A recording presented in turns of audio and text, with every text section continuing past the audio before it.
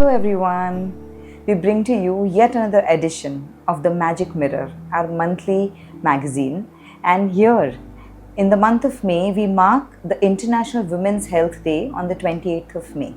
And for this wonderful topic to spread awareness on women's health, we have none other than Dr. Beenal Shah, an eminent gynecologist and a laparoscopic surgeon practicing at Dwarkesh Hospital for over 25 years now.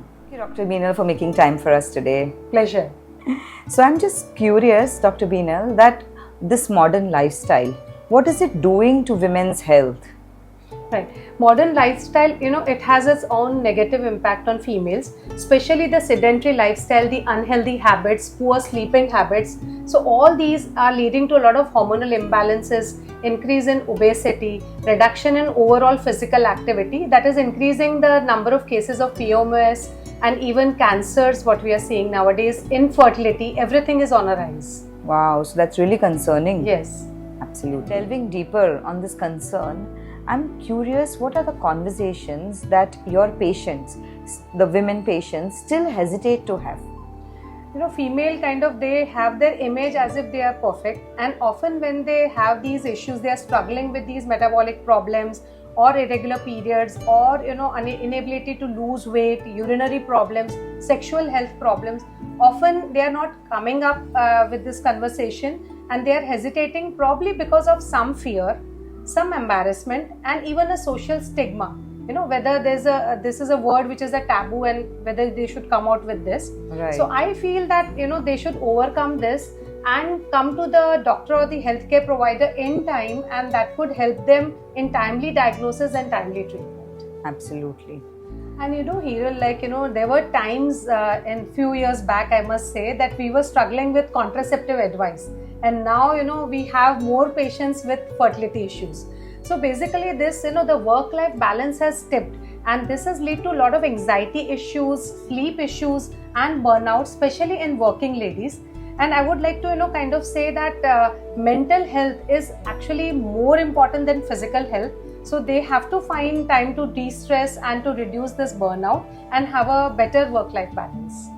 I agree. I think that's actually the need of the hour. To this, what are some of the antidotes that the women today can use to mitigate these challenges? The antidotes, I must say, are first and foremost the lifestyle medicine, and that comprises of a balanced diet.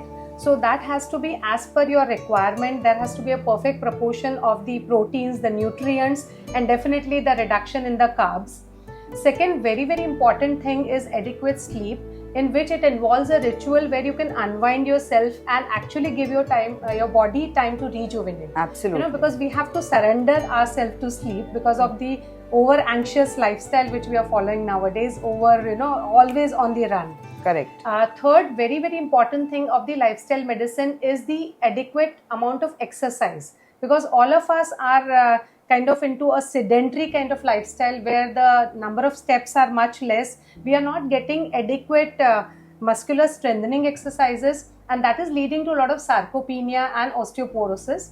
So muscle strength is very, very important, and adequate exercise. True, and the fourth very important thing of the lifestyle medicine pillar is the mental health challenges, and how to calm down yourself or de-stress yourself, or have some sessions where overall the mind can be more cheerful, and I must say you can have the happiness vaccine.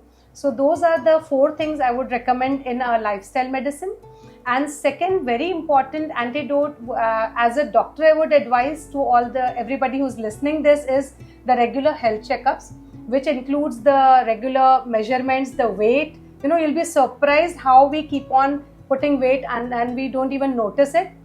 Have your blood pressures checked, regular blood tests done, and for females especially the screening test, the ultrasonography, the mammography and the pap smear, which is for the cervical cancer screening. So I feel this should go a long way. Yes. I totally agree with you. I think women do miss out, or they superficially just get some tests done, but they don't really deep dive into what's important. I agree. And above all this, if there is one magic potion, one pill, which of course all this is important, but if there is one thing that you had to sum up this conversation with, right, that women must do, what should that be? I feel, prioritizing your own self, having that me time and giving yourself a priority is the one thing which all females should do. And this, kind of awareness is going to empower them to seek timely help in any field they feel like. Thank you so much, Dr. Pleasure. Beenal, for all your time and your precious, important advice for our viewers today. Thank you so much. Pleasure. Thank you.